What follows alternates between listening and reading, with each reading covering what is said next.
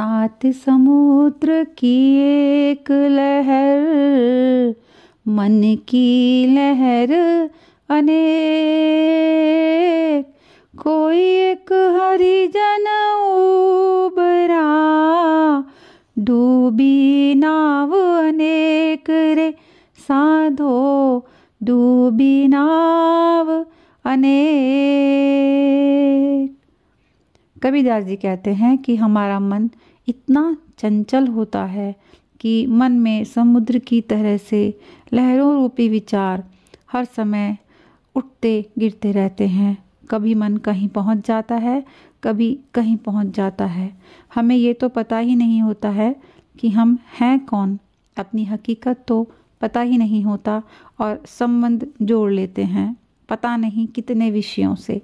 कितनी ही कामनाएं मन में उठती रहती हैं और उन्हें पूरा करने के लिए हम अपना पूरा जीवन लगा देते हैं। हर समय एक डर में ही जीते रहते हैं, मन पर एक बोझ लेकर ही चलते रहते हैं। कभी मन हल्का ही नहीं होता।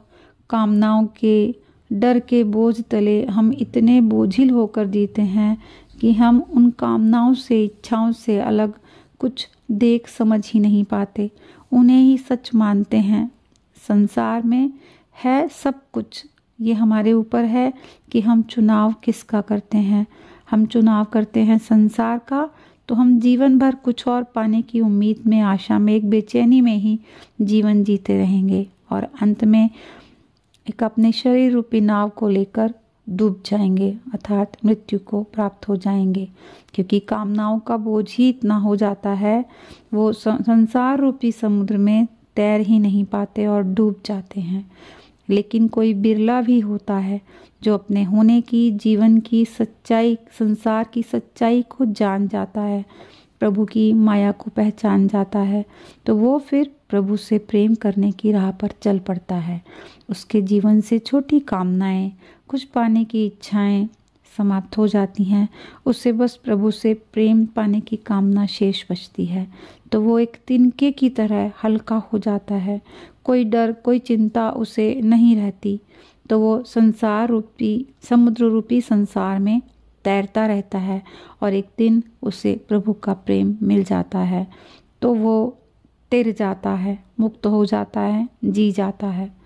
तो ये हमें देखना है कि हमें तैरना है या डूबना है। अपने आप को प्रभु प्रेम के हवाले कर दो तो डूबने का तो सवाल ही नहीं उठता।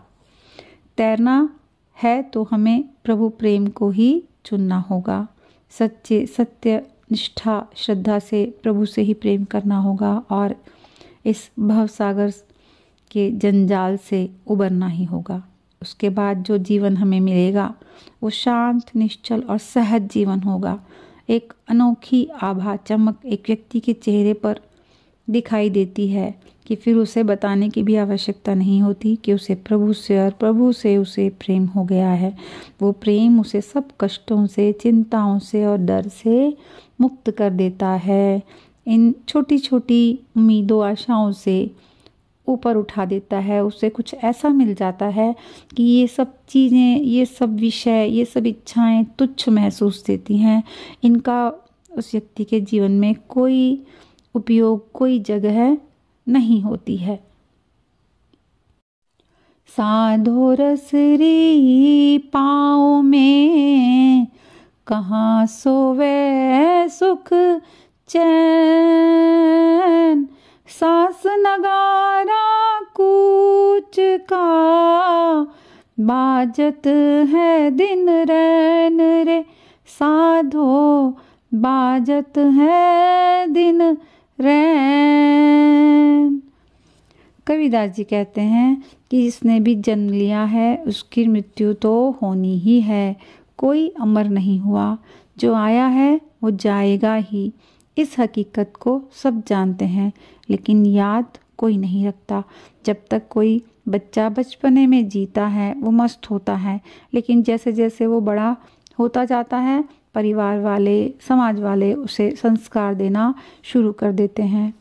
पढ़ाई में कंपटीशन शुरू हो जाता है, सबसे अच्छे नंबर लाने हैं, फिर अच्छी नौकरी करनी है, फिर अच्छी पत्नी और फिर तो इंसान जो चक्रव्यूह में घुसता है उससे बाहर निकल ही नहीं पाता है। कामनाओं को, इच्छाओं को पूरा करने के चक्कर में वो इस तरह फंसता चला जाता है, उलझता चला जाता है कि उनसे कभी बाहर निकल ही नहीं पाता। जैसे हमारी एक इच्छा पूरी हो गई तो दूसरी इच्छा मन में आ जाती है, दूसरी इच्छा पूरी हो गई तो तीसरी इच्छा आ जाती है। कभी इच्छा पूरी नहीं भी होती तो एक उम्मीद तो बंध ही जाती है कि शायद ये काम करने से इच्छा पूरी हो जाएगी, तो ये कर लो। तो इच्छाओं का क्रम चलता ही रहता है, लेकिन बेचैनी कभी दूर ही नहीं होती। लेकिन हम कभी ये समझ ही नहीं पाते कि हमें बेचैनी है ही क्यों, ये इच्छाओं का क्रम कभी रुकता क्यों नहीं है। बच्चा जब जन्म लेता है तो वो अहम वृत्ति के साथ जन्म लेता है। वो अहम अधूरा होता है, अपूर्ण होता है और वो पूरा होना चाहता है। अहम पूरा होने के लिए संसार के विभिन्न विषयों के साथ जुड़ता रहता है कि शायद मैं ये पाकर पूरा हो जाऊं, शायद ये पाकर पूरा हो जाऊं, लेकिन वो पूरा नहीं होता, क्योंकि वो पूरा होगा आत्मा को पाकर, आत्मा में मिलकर, प्रभु से मिलकर। लेकिन ऐसा होता नहीं। हम पूरा जीवन ऐसे ही निकाल देते हैं, ये जान ही नहीं पाते कि हम हैं कौन। और जब ये ही नहीं जान पाते हैं कि हम हैं कौन, हमें जीवन में करना क्या है, तो हम फिर जीवन में बेकार के काम ही करते रहते हैं। हम न कभी ये सोचते हैं, न कभी अपने से पूछते हैं कि हम ये कर क्यों रहे हैं, बस करते जाते हैं, करते जाते हैं।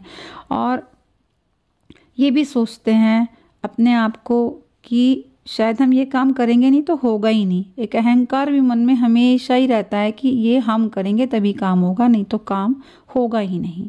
तो क्या कभी हम अपने आप से पूछते हैं कि हमने जीवन में जो कुछ भी किया, शरीर से, मन से पूरी हमने ताकत लगा दी और पूरी ऊर्जा लगा दी धन कमाने में, जिससे कि परिवार हम चला सकें, तो क्या जीवन के कामों को पूरा करने में हमने कुछ भी पाया? क्या कुछ ऐसा है हमारे पास जिसे कहें कि ये मेरा है और अमिट है? जैसे जैसे समय बीतता चला गया है वो नहीं रुका, वैसे वैसे ये शरीर, ये जीवन उन बेकार के व्यर्थ कामों में ही बीतता चला गया, जिनको करने के बाद हमारे पास कुछ नहीं है, खाली के खाली हैं। और बेचैनी भी जस की तस, बल्कि दुख है, कष्ट है, चिंता है, तनाव है। तो इससे पहले कि मृत्यु आ जाए हमें समझ जाना चाहिए और प्रभु का सिमरन करना, सच के साथ जीना शुरू कर देना चाहिए, जिससे हम जन्म मृत्यु के चक्र से बाहर निकल पाएं और चैन की सांस ले पाएं।